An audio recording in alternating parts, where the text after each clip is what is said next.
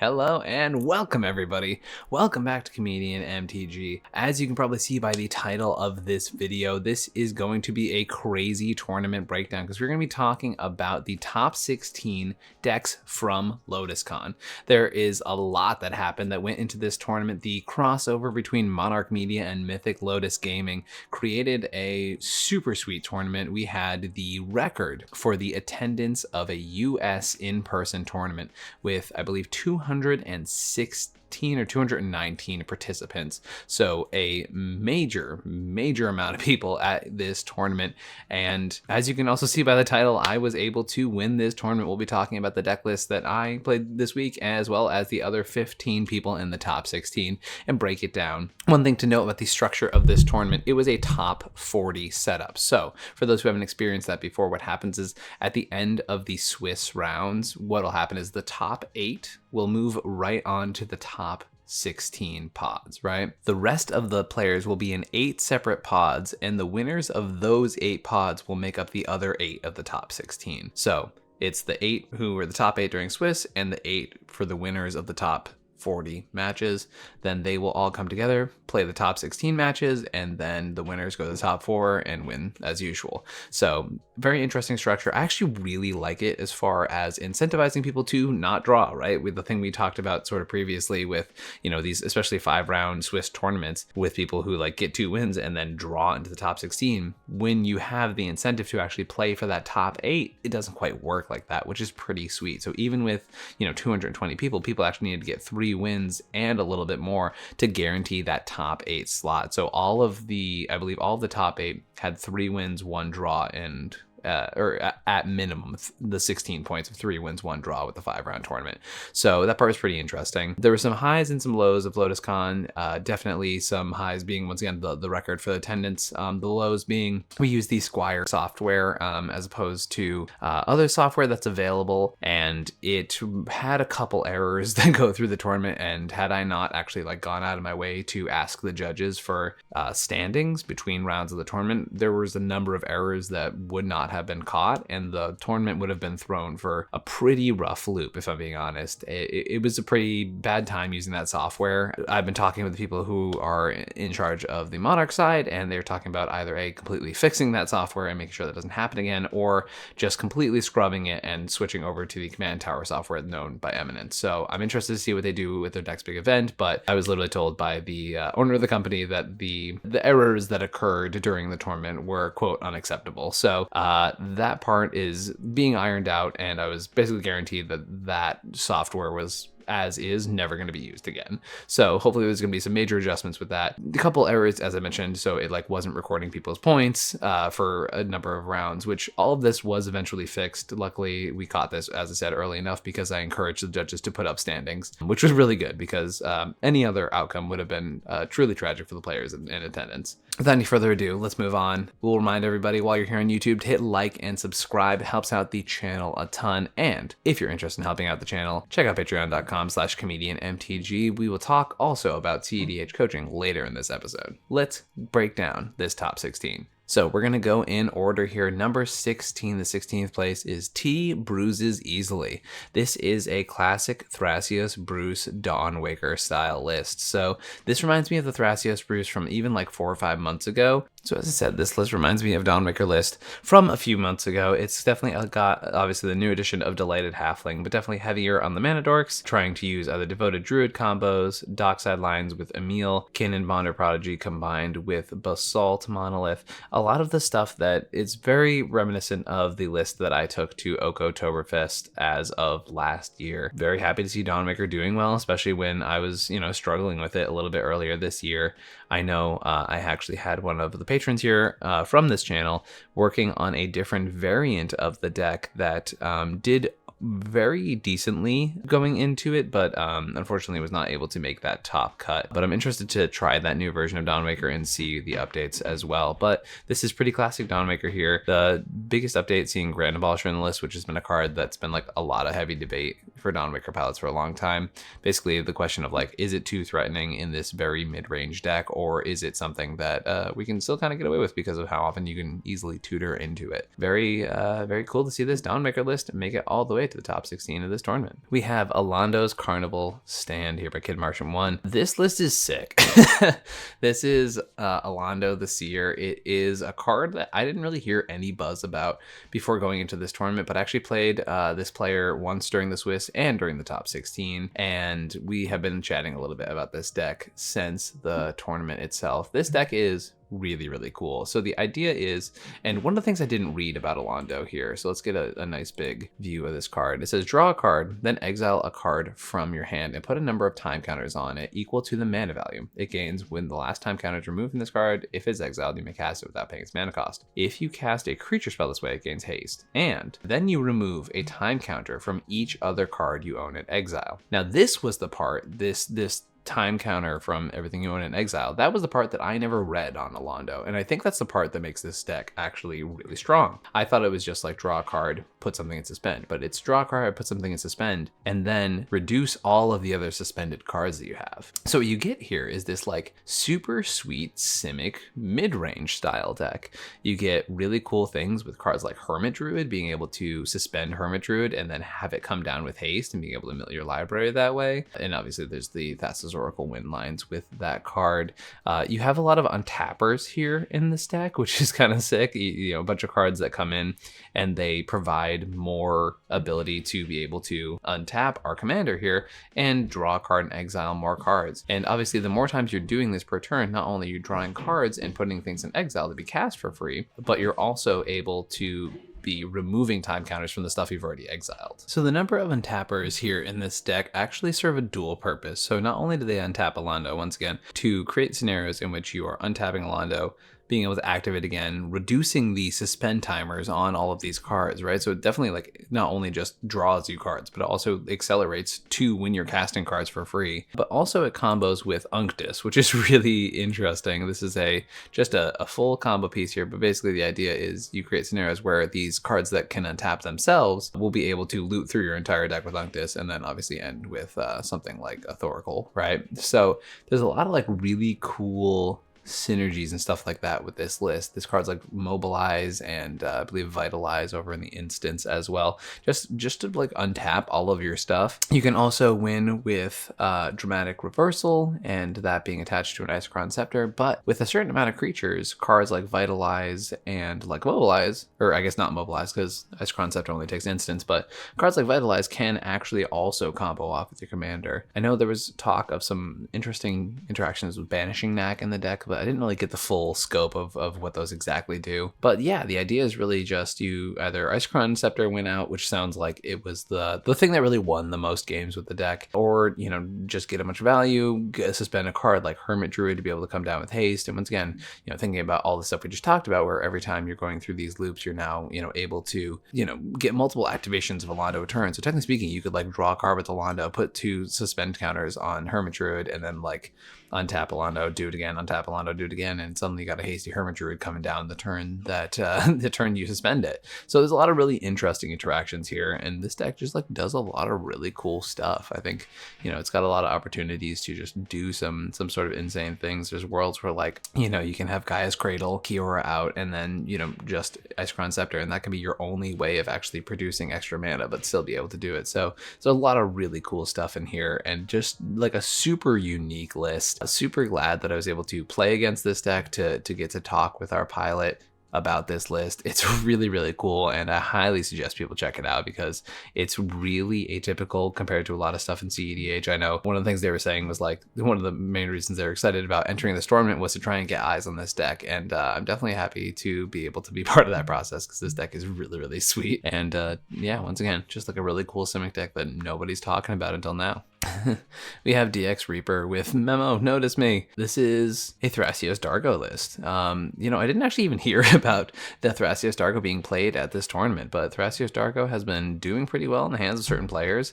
Obviously, mostly Freedom Waffle, historically speaking, but we also have Manila Midget, another player known for doing well with this. So the fact that this deck is called Memo, Notice Me is pretty funny, seeing as Memo's not really known for playing this archetype, so assuming this might be a friend. But yeah, this is the classic Thrasios Dargo mid-range deck. So the idea is to either Neoform or Eldritch Evolution or Birthing Pod Dargo into a Tidespout Tyrant to be able to generate infinite mana. You can use Displacer Kitten lines with Eternal Witness and Dockside lines, stuff like that to make a bunch of mana. You have Kinnan plus Basalt Monolith, much like you do in Dawnwaker. You also have infinite lines with Teamer Sabertooth and Dockside. So there's a lot of different ways to combo off of the list, and Dargo gives you that sort of explosive nature that you're missing in other variants of Thrasios decks. This Dargo list definitely has things like Underworld Breach, which is not always the most popular in Thrasios lists, and also has combos with things like Greater Good and stuff like that. Certain lists play things like Ashnod's Altar, or not Ashnod's Altar, but Altar Dementia, to be able to use Dargo plus Altar to be able to like mill yourself for breach lines, but this list seeming to not really be on lines like that, but sort of just being more on these explosive, sometimes Dargo does the thing, and then other times you are leaning more into the Thrasios style game plan with things like Seedborn Muse and whatnot. So seems like a pretty sick list, and congrats to Reaper for making the top 16. We have Timnachrom Combat Phase here by High Ozymandias. It's Blue Farm. It's a Blue Farm list. Pretty classic Blue Farm stuff. We've got Fairy Mastermind here as far as card advantage is concerned, and definitely a lot of like the interesting ones I'll point out as far as like the option for people to put in their tech slots for this list. So we notice there's no One Ring present in this deck, and no Grim Monolith either for some of that early acceleration. We do have Smothering Tithe in here, and a 27 land Blue Farm list, which is usually one less than most lists are running. This one's not on Touch the Spirit Realm, which has been a common piece lately. Smothering Tithe here for the one Wheel of Fortune to be able to pay off with that. This list on Mnemonic Betrayal, and Bowmasters, I guess, for the payoffs for having that one wheel in the deck. Definitely a lot of payoffs, I guess Fairy Mastermind as well, for that singular wheel. Containment Priest in here to sort of hate on some of the green decks of the format, as well as decks like, I guess, Kinnan being a green deck, but I guess if you ever see any Stray Winotas, it does hate on that as well. But apart from that, just pretty classic Blue Farm here, trying to either go for the Ad Nauseam style game plan, plant an engine like Talion, or plant engines like Timnachrom and then convert Grand Abolisher into wins a lot of the time. This list not on 3-mana Teferi, which if you heard my breakdown from last week's video, 3-mana Teferi was absolutely an all-star of Blue Farm and probably one of the best cards in the deck. So definitely is a card I would not leave home without. We have Clock Blocked here by Rust ITG. Another player I played in the semifinals, and was really cool because I actually had a coaching session with Rust the week before the tournament going over this list. And I said this to Rust at the tournament, but Rust was really a Magda player that I respected. This is a Magda list that you can tell it's made by somebody who lives and breathes this deck, and I was definitely learning that when talking to them about this list. It was not like I had gone through and just like taking a bunch of cards out of the deck, but instead we had talked about a lot of the optimizations with the list and talked about tournament etiquette in general. But the deck is very sweet, and I think it's not a surprise to me that they made top 16, and there was a very clear world in which I did not win our semifinals game, in which they were right behind me and untapped and won with the interaction that my opponents had being expended for my turn. So there's a very solid world where Rust was in the top 4 of this tournament instead of myself, which was pretty sick. But they have definitely a very interesting version of Magda. If you notice, there's none of the like dragon payoffs that you're used to with Magda. There's also a number of alternative combos using cards like Battered Golem that go through Magda combos, but like not the ones traditionally known. It's definitely a pretty sweet Magda list, definitely heavy on a lot of these dwarves. The 2 Gimli and Glowin added from the Lord of the Rings set definitely add a little bit of variety to the dwarves of the list, and add a little bit to the deck that hasn't really gotten a ton of new cards lately. Running Mizium Mortars and Blasphemous Act in this list that is also very creature heavy. So I was watching this when I was playing against Rust, where there was periods of time where it was like just Magda as far as creatures on the board, and then they were playing it sort of like mid-range control, where they're not trying to go too crazy with the treasures, but be able to accrue a little bit of advantage. He said even at the start of the game game plan is very much not to just go for the automaton lens right away, right? Like that's not really the play pattern that's going to help, but instead treat it like a mid-range deck and use the tutor defensively until eventually a point where they're trying to turn the corner and convert those to wins. So it's definitely really cool to talk with Russ about this deck and to see sort of the alternate play patterns that is known. You know, it's crazy that these decks have changed so much, but you know, we're on cards like Null Rod now in Magda in this very, very artifact heavy list. So definitely a very different world, you know, running Blood Moon, Magus Moon, things to slow down your opponents. But just because they're running Null Rod doesn't mean they're not running a ton of activated abilities on artifacts. And it's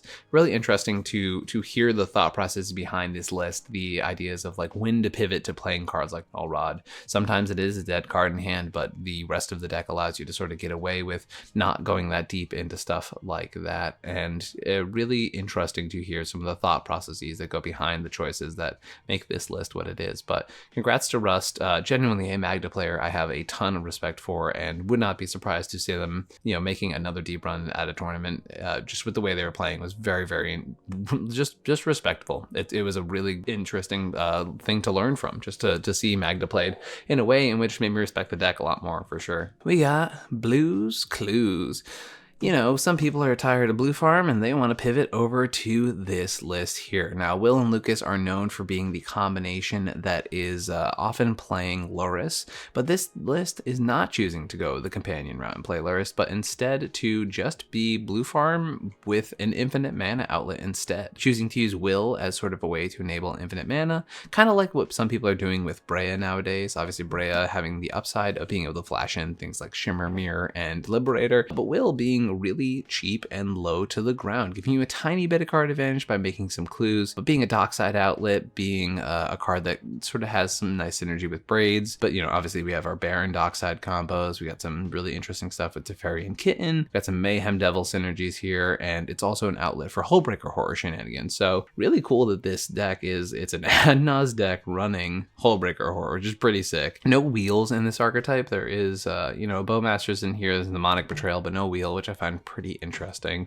I usually like to, if I'm playing, especially the cards that I just mentioned, I usually like to have at least one wheel in the archetype, and also Smothering Tithe here, another card, you know, where you do kind of want one wheel to really be able to take advantage of it fully. But we also have Cloudstone Courier here, more of those dockside combos, and then the classic like Blue Farm style stuff. We got Underworld Breach, got Heuristic Mystic, all of that stuff. Got One Rings, we have Talion in the 99 as well. So a lot of card advantage engines, kind of making it for the fact that you don't actually have access to Tymna and Crom, which are usually a big draw to the Blue Farm archetype. So this deck is pretty sick. You're giving up the ability to be able to have Tymna and Crom as card advantage in the command zone to gain access to these infinite mana outlets and infinite mana combos that you can use when you have Will and Lucas. So pretty cool stuff, and definitely an interesting Sans Green combination, and one that you don't see that often. This is Brian J08 with Wanna Buy Some Swatches?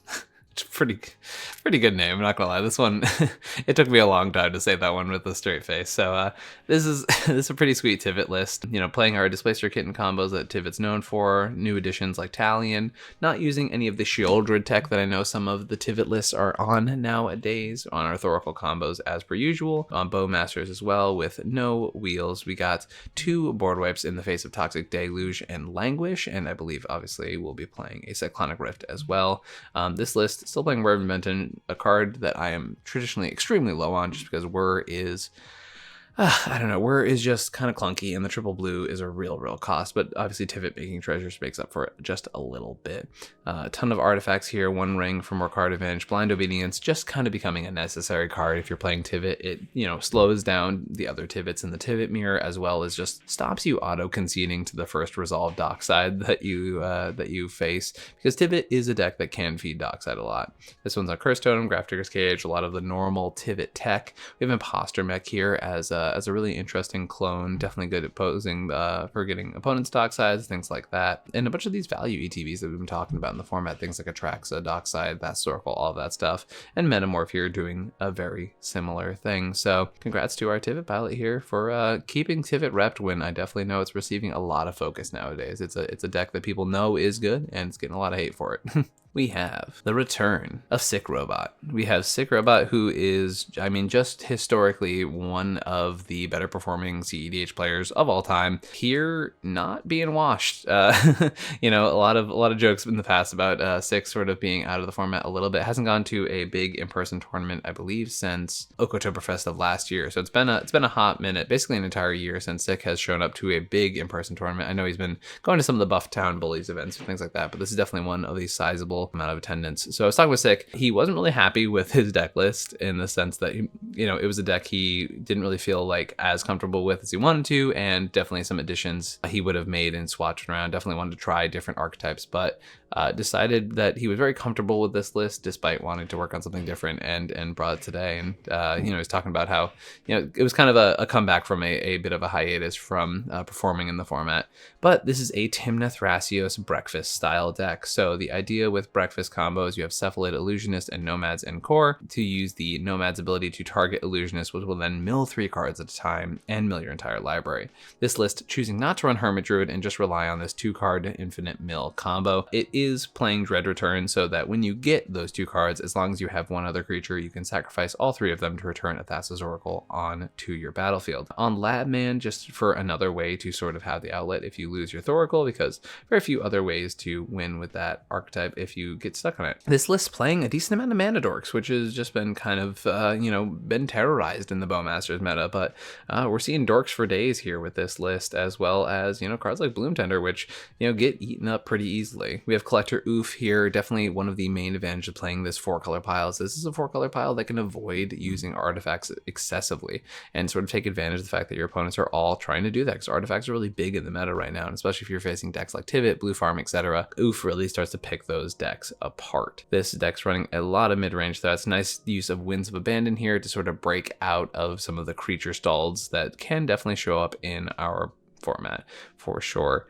No ad nauseum here in this list, only 5 artifacts, and definitely a bunch of advantage engines. Some classic ones that have been kind of trashed on lately, things like Sylvan Library, Carpet of Flowers. I'm a big hater of Carpet, but you know, sometimes it still puts in work for people for sure. And it's a pretty classic list here. Definitely one that, you know, could have been played in 2018 and could have been played now, minus a couple cards. So definitely not a list seeing a ton of new things, basically Bowmaster being the newest thing in the entire deck, but Sick Robot being comfortable with a list that, you know, he's been working on for quite some time, able to show up after a bit of a hiatus and make another deep run with this tournament. We have Steven DK with Mid-Range Monster Mash. Steven is actually someone I used to know from back when I was in Massachusetts. So we used to play at the same local game store together back before COVID even. So it was pretty cool to see him at this tournament and then see him also do really, really well in this tournament. Ended the Swiss with a pretty high standing and was able to make this top 16. So we have a Crom and Rayhan deck. So normally this archetype uses Crom and Ikra, but there's a couple synergies with this archetype that we're using Rayhan for, which we'll definitely break down as we go through the deck. Now, Steven is definitely known for playing Tymna Crom Reanimator style strategies, which is what they were playing like for a very long time as I've known them. And they basically took out the white for that archetype and then switched it over to green, basically because of how much better it works with a lot of the Reanimator stuff like Razaketh. So this list, you know, having Razaketh and Niv Mizzet as the big Reanimator payoffs, using a lot of looter style cards like Shredder and Likeness Looter and things like that to be able to dump things into the graveyard. We have Goblin Engineer here, which is pretty interesting. My guess is it's mostly there for the defense grid synergies because, you know, in this color combo, you don't get access to Grand Abolisher, you don't have your Ranger Captain, your Silence, your Teferi. So this is kind of the way that this archetype has to do it. For a more proactive archetype, it's pretty lower on the artifacts, but still running advantage engines like One Ring and stuff like that. We have Talion up there too. We have some reanimation effects using Necromancy and things like that. Breach combos as per usual with these colors. Definitely trying to take advantage of those. And then Agatha's Soul Cauldron is really interesting to talk about for this deck. And one of the main reasons Steven was playing Rayhan Last of the Abzan, because there's a lot of interesting stuff you can do with the Soul Cauldron where you are using Rayhan to, you know, basically exile cards in the graveyards, and then Rayhan automatically gets these abilities because of the way Soul Cauldron works. There's also synergies where you sacrifice Rayhan to make Crom a 7-power creature, and when that happens, the deck starts to do really, really well, because then Crom becomes a 3-turn clock in the air. So this deck's definitely playing a lot of really wild and cool synergies. Not using any infinite mana dockside stuff, just having dockside here for value, things of that nature. And then a lot of these like mid-range reanimator spells, things like that, using cards. No survival of the fittest, which was really interesting. The green in this deck really used for some random stuff like Abrupt Decay, Worldly Tutor, Culling Ritual being a big one, some of the reanimation things like Life Death, which definitely helps with the Razaketh lines, and some green tutors that allow you to get dockside out. But this deck is definitely sick, definitely one that I can guarantee a lot of people were not ready for, and it definitely seems like kind of all over the place. But as someone who knows this pilot pretty well, a lot of these choices are very, very intentional, and having this green to consistently get access to your dockside to be able to make your plays a little more explosive is pretty cool. Obviously dockside a huge card when you're going through Razaketh lines, because it just makes a lot of them super easy as long as dockside's pretty decently fed. So this deck is really, really unique, really, really cool, and it's very cool to see a friend from back home do pretty well in this tournament. We have Yogg here, another player I played in the top 16 with just another blue farm list. It's, well, you know, it's a just another blue farm list. Yogg, I believe, has done pretty decently on some online tournaments beforehand. We have this blue farm list here not running Talion, some of the more recent additions, not running 3 mana Teferi, very light on creatures in this variation of the deck. On 15 artifacts, choosing to play just a few more talismans than some other lists that are out right now, and choosing to also be on the One Ring as the advantage engine instead of Talion in that spot. Definitely being ad nauseum, using Snapback, which is one that's like between a lot of different versions of the deck, a hit or miss. Some pilots really, really like this card. Other pilots think it's not that fantastic. This one definitely being a lot more active with rituals, playing Culling the Weak, stuff like that in this deck, so that they can play Peer into the Abyss and Ad Nauseam. This list also being very heavy on wheels. We've got Wheel of Fortune, Windfall, and Timetwister, with the payoffs of Mnemonic Betrayal, except for Timetwister, Orcish Bowmasters, and that's about it for the wheel payoff specifically. But this deck is definitely a very proactive version of Blue Farm, definitely a little bit more aggressively slanted than some other ones that exist right now. And, you know, also playing things like Berkey, which should be a real indicator there. Definitely a Blue Farm list with a more turbo ad nause slant, as opposed to a lot of the mid-range versions that we're seeing nowadays. So this reminds me of like, you know, closer to like 2021 version of Blue Farm for sure. So this is our 6th place player, was a player named Tex, and if you see it's a 404, page is lost but seeking. All right, so we are taking things off as we left it with this 404, which means a Moxfield list that has gone private. This is our 6th place player, Tex, with Nicol Bolas the Ravager, which is a pretty cool deck. But the player was known for making multiple comments during the tournament about wanting to keep their list very private and things like that. So it seems that they made the list private as soon as the tournament ended, which is really unfortunate, kind of lame that we can't really do a report on this list, and it's kind of a shame. I did play against them in the Swiss. There was talk of a 22 land Nicol Bolas the Ravager list. I know it was running World Gorger combos. I don't know if it was running Ad Nauseam stuff, but the idea is that it's a super explosive sort of infinite mana Nicol Bolas the Ravager list. For those who don't know, Nicol Bolas the Ravager is a commander that basically allows you to create infinite mana, and you know, you make your opponents discard all the hands, but then you flip it over to the Planeswalker side, and you can also use the abilities over and over again to be able to activate and kill your opponents. Although that part's pretty interesting to me, because I don't think World Gorger actually works with this commander. Kind of strange that that would be, because it would just cause your opponents to flicker, right? So then you can only activate this ability as every time it's a sorcery. So it does work with something like Baron Dockside, right? Or something like of that nature. But I'm curious as to how they were actually able to use this as a World Gorger outlet. I know in some of the games they had Sun Scorched Desert as a way to be able to go infinite with that. I know they were also on one of the feature matches, which will be posted later on. But kind of a wild 22 land infinite mana Nicol Bolas deck. Yeah, it's hard to say, because in the game I played with them, they entombed turn 1 with the Lotus Petal, played 2 colorless lands and then did nothing for the entire game, except for maybe have a pact that they thought about using and then used at the very end, which was countered. So I don't really know what the deck was doing, to be honest, because I saw like 2 seconds of it, but I know it was running Roll Gorger loops. And that's about that. It's hard to say without the information available. Kind of disappointing that a player is so willing to like hold this information so aggressively to themselves that they don't even want to share it with the public, which is kind of lame because it doesn't really help anyone get in the format, play new cool decks, and I know a lot of people would be excited about a deck like this, and instead it doesn't get shared, which sucks. I was talking to the head judge from the tournament who said something about maybe being able to get me a paste of the list in the future. I am literally recording this a day before I travel again, so maybe I can be able to drop the list as and edit it in the future, and hopefully be able to throw it up there, as well as maybe I can do like a YouTube short covering this deck later in the week if that ever ends up in my inbox. So sad to say, our 6th place player was playing a really cool deck, but we have no idea what they were playing because of some need to keep it private, even though it was public to the tournament staff and needed to be used for deck checks and stuff like that. So disappointing, to say the least. Okay, so buckle up, everybody. This list is crazy.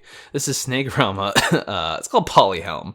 This is a Mizzix of the Ismagus deck, and Mizzix has not really been played in a hot minute, and this was our undefeated player in the Swiss. I actually did play against them in the Swiss, and you know, there were situations where in that game they did end up winning the game, and you know, they almost did make a couple blunders to throw it, but played very well for the most part in our game, and once again was able to take the win at the very end of the tournament. This list is crazy. So for those who know Mizzix, they know it as like a traditional Storm style deck, but by the name Polyhelm, it should tell you the fact that this list is also a polymorph deck looking to get Godo onto the battlefield using all of the polymorph effects that are like kind of known in these colors. So we got like Chaotic Transformation, Reality Scramble, Polymorph, Transmogrify, no Luca, but like Divergent Transformation, Chaos Mutation, all of these kind of heavy, expensive instants that try to put Godo on the battlefield and then slap a Helm of the Host onto it. There's no Magnetic Theft in this deck to like accelerate that plan. There's not even really like a Twin Flame or anything like that. It's just like, you know, when I have enough mana, I'm trying to do the polymorph thing and get Godo onto the battlefield and win with that. And the rest of the deck is like pretty classic Mizzix stuff. So they're trying to like cast a bunch of spells, add a few experience counters to Mizzix, and then get to the point where you can resolve a Firemind's Foresight. And Firemind's Foresight allows you to get Reiterate and either Seething Song, or in some cases Jeska's Will, and be able to use that combo, because once again Mizzix is reducing the cost of instant and sorcery cards that you're having as more experience counters get added to it. So then by the time that's happening, you can like reiterate Jeska's Will over and over again, make infinite red mana, and then with the other thing you grab in that loop being Lightning Bolt. So then you can Lightning Bolt your opponents to death by infinitely copying Lightning Bolt with all of the infinite red mana you have acquired. Although Fireman's Foresight needs you to have a 2-drop as well, so I guess it can't use Jeska's Will from hand. Oh, that's right, because they use Desperate Ritual instead, right? Because by the time Mizzix has it reduced, it's basically Desperate Ritual becomes a Dark Ritual, right? So Reiterate allows you to like copy that infinitely. That's right. Okay, there we go. And then yeah, by the time Reiterate's reduced, it only costs 2 red mana. So you're using 2 red mana to copy something that makes 3 red mana, make infinite red mana that way. That's it. Okay. And then yeah, once again, go for the Lightning Bolt loop there. Sorry for the miscorrection there. But yeah, so this deck is either A, doing classic Mizzix Storm stuff, or B, polymorphing into Godo, which is sick. This deck is super crazy, super off the wall. Definitely not something I expected to see in this tournament. And the fact that this player was able to go 4 wins and 1 draw during the Swiss of this tournament was really freaking cool. I would be really interested to see if this is a deck that like can do another deep run later on in some other point. And it's definitely running some cool stuff, doing some crazy things, and basically being like this manual Storm deck that also has the ability to just flip into a crazy win. And I like this because it's while it is a storm win, it's also a little bit more of like a storm with a reasonable outlet, right? Like you are trying to cast multiple spells for sure to get your counters on Mizzix, but you're not fully committed to the storm plan where you're like playing a bunch of bad cards and you're also playing decent amount of interaction, things like that, and you have a very clean win of just like Fireman's Foresight wins the game. Period. End of story, right? So there's definitely a certain amount of cleanliness to this, even though it is a wild 2-color storm polymorph list. Yeah, this list is sick as hell, and it was really cool to see in this tournament. Congrats to our player for bringing what is a spicy as hell list into this tournament. Before we break down the top 4 today, let's talk about cEDH coaching. I provide coaching here on Comedian MTG. I was able to not only win last week's tournament for a Time Twister, but able to take down this tournament 2 tournaments in a row, as well as having one of the most extensive cEDH careers. And if you would like to receive coaching from myself, we offer that here on the channel. So you can reach out to me on either Twitter or Discord, or find me at comedianmtg@gmail.com. All of the information for that will be in the description down below. We have different types of sessions, such as one-on-one coaching sessions, going over deck lists, going over play patterns, things like that, getting you prepared for a tournament, as well as a new type of gameplay sessions, which are sitting down with myself and 3 other players, sitting down and getting ready to play games of cEDH, going over play patterns and breaking down gameplay as we go through. The gameplay coaching has been happening for a couple weeks now, and everyone's been really, really happy with it, and it's been a really successful thing, and I'm super excited to be able to continue to bring that people. If you have any interest in any of those, once again, hit me up on Twitter, Discord, or email comedianmtg@gmail.com. Some of the coaching is also available through the Patreon, although I think it's full at the moment. But if you're interested in any coaching sessions, you do not have to go through Patreon. You can always hit me up independently at comedianmtg@gmail.com, Twitter, or Discord. Without any further ado, let's go back to the top 4. This top 4, it has a Tymna Kraum cEDH list in 4th place.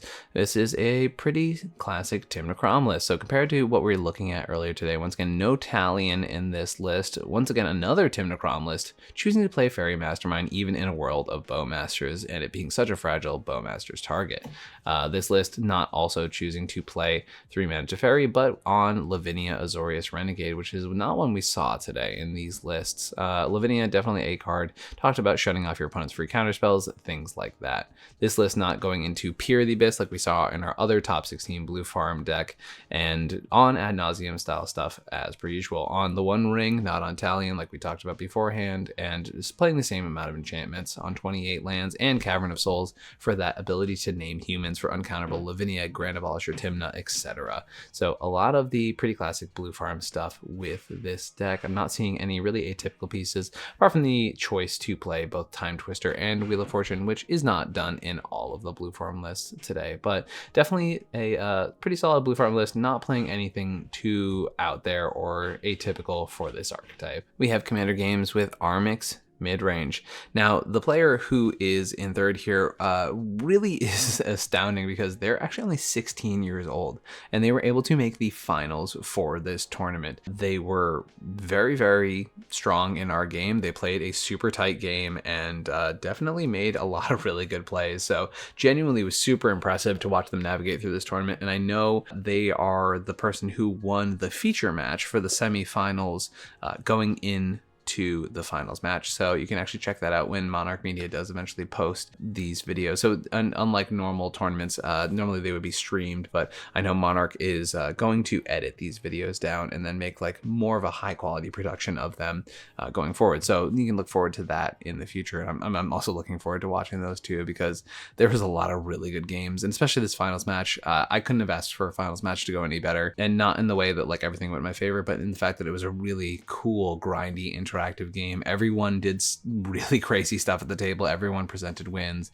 It was really, really sick, and I'm really excited to watch that. But back to our 3rd place player here. We have this Armix Kraum list, which is, you know, a list that Mike E, who's one of the main people who would push for this list historically, it's kind of trashed and said like Armix was not doing as much as it was historically. But this list is really playing some really unique pieces. We have Anya's Ravager here, which when it comes down, you can discard it to Armix's ability and then create scenarios where it draws you 3 cards every time it goes to combat. You do have to discard your hand, so there's definitely upsides and downsides to that process, and it has to attack each combat if able. So that part's pretty interesting. We have Azra Oddsmaker here, which is a piece I haven't seen in quite some time, but I figure in a deck like Armix Crom, where you don't have access to Tymna, you do sort of need cards to supplement your card draw and sort of provide you that little bit of advantage going forward. This deck is on a bunch of artifacts, 16 here, Imposter Mech being a really interesting one, and Grinding Station as well. Even when your commander, feeds Grinding Station, it's kind of interesting to be able to do that. We have a Necropotence deck here. Now this version running Final Fortune, but no Born Upon the Wind. Definitely a little lighter on instants than I think I would be expecting. No Mindbreak Trap or anything like that in this list. Playing Limdual's Vault, which is a piece that people are on and off pretty historically. We have our wheels here, in the wheels that do not shuffle your library back in, which I always appreciate in these archetypes. I prefer to play Wheel and Windfall if I'm going to play multiple wheels, and try to avoid Time Twister if I'm trying to, feed my Underworld Breach and my Mnemonic Betrayals for my opponents. This list also playing a few more atypical pieces. Infernal Plunge, definitely speeding up the clock of this deck a little bit. We have Reanimate here to be able to pick off things from your opponent's graveyards, and this list also very cantrip heavy, which is not typical for a lot of these more proactive decks. This reminds me of a lot of older decks, and it's kind of interesting because you don't have Tymna in the command zone, so I kind of like the idea of playing a couple cantrips in here. And in my list that we'll talk about later, I tend to play Ponder in my Kinnan deck, which people don't talk about a lot, and it's a question I get asked a lot, and I described the fact that these the cantrips were used for a long time for a very good reason. Now a lot of the time nowadays you can't flood your deck with them, so it's very interesting to see so many in this archetype. But we have Brainstorm here, Ponder, Preordain, and Serum Visions, which I've almost never seen in a cEDH deck unless it has very specific synergies with your commander. So pretty sweet stuff. We have Deluge here to wipe the board, Cyclonic Rift obviously to back up that if it needs to, and a lot of good advantage engines here in the command zone. Necropotence, as I mentioned, has Final Fortune as a payoff, but nothing else too crazy. This deck also not on Talion or on the One Ring, which I find pretty interesting, as I would expect those advantage engines to be pretty decent in this archetype. But congrats to our player here. As I mentioned, super impressive given the age of the player to be able to make all the way to the top 4 of this pretty major tournament. We have Krasis here with Talion cEDH. This deck was super cool. I really respected Krasis during this tournament.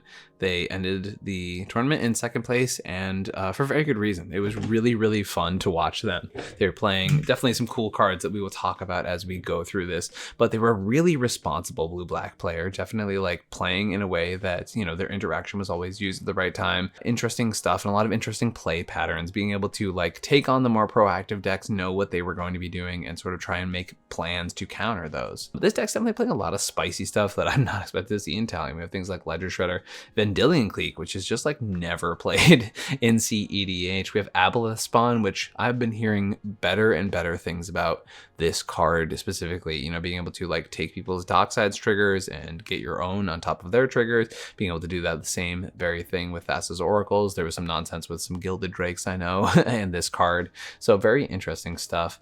Sheoldred, the Apocalypse, also a very good way to be able to take control of this deck. This list playing Bowmasters and Notion Thief, and Notion Thief did come up multiple times in our games, and in a way where Bowmasters could have come down, but it really showed me that just because Notion Thief does die pretty hard to Bowmasters, it doesn't mean it's not worth playing.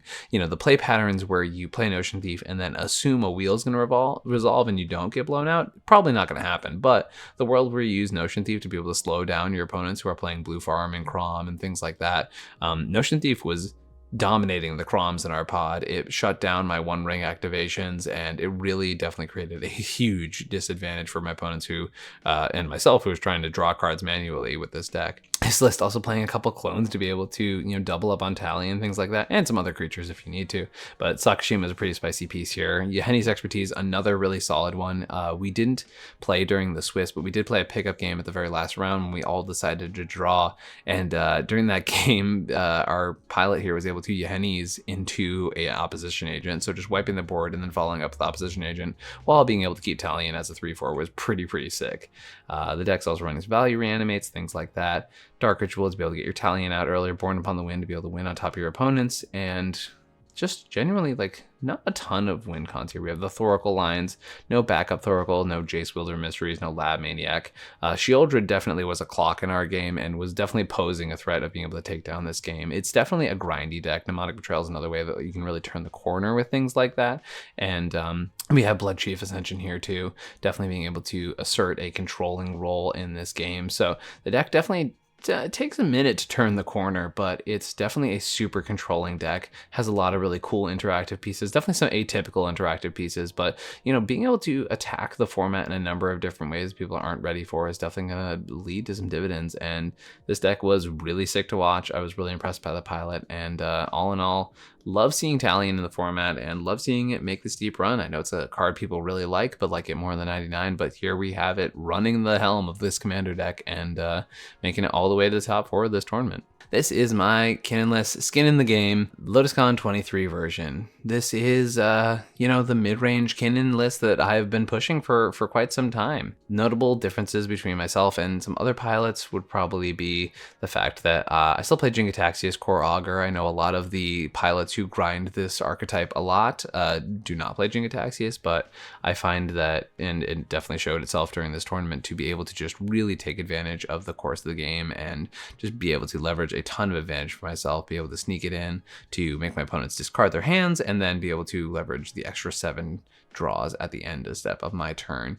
And yeah, there's so many key players in this deck. Colossal Sky Turtle, awesome piece that was able to be such good value for me during the tournament. Manglehorn was the MVP of one of my games during the Swiss, and definitely a card I'd be very hesitant to cut out of my deck for sure. On the One Ring in this archetype, Mystic Remora, Sylvan Library, Rhystic Study, definitely want to be on every single way to be able to accrue a bunch of advantage.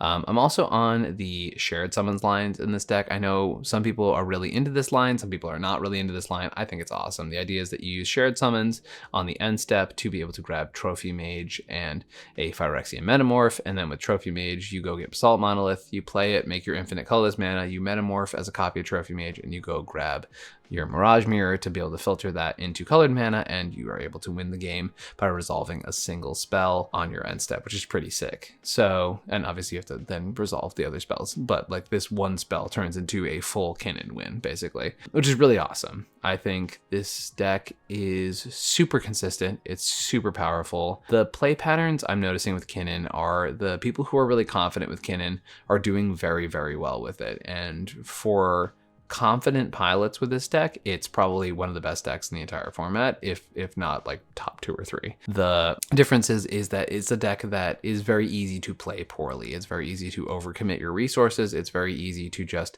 keep jamming your spells or just solely focus on activating Kinnan, whereas a lot of the best play patterns with this deck involve doing a little bit of both, doing a little bit of playing cards from hand, but knowing that sometimes you have to sit back and watch your opponents play and do the thing that other decks like Blue Farm do, where they just sort of like play Tim Necrom and pass, whereas this deck is, you play Kinnan, you leave up activations. And the ability to pivot back and forth between those two things, between being able to explode, because Kinnan doubles your mana. It's super explosive. So you're either exploding with this deck or you're being patient, holding up mana and being responsible. And the ability to have both realities is what makes Kinnan so strong and is what made it feel so consistent and powerful during this tournament. Obviously anytime you win a tournament, but definitely some things go your way, but this deck definitely makes it easy to feel like you're presenting things in a way where you're confident with your deck that is doing quite well and doing very powerful things. Glen Elendra Archmage, another absolute banger in the deck. It came up multiple times that the uncounterable counters really protected me from losing this game. And, it's really interesting when you play a tournament with a deck that you play a decent amount, because you see things and you don't see things that you normally see a ton of, right? For example, Sphinx and Wandering Archaic are cards that I feel like, and actually all 4 of these cards, and Voidwinter as well, are cards that I feel like I see every time I play the deck. And it may just be indicative of the fact that I didn't have a lot of games where I was resting on Kinnan activations and like solely relying on him. But like these 5 cards here, I really didn't see at all, even though I've won many games with them in the past. So it's really interesting just to reflect on that kind of process. The deck was definitely doing a lot of exceptional stuff. One play pattern that I was really proud of was being able to know like when to be proactive with the deck and when to be reactive proactive with the deck.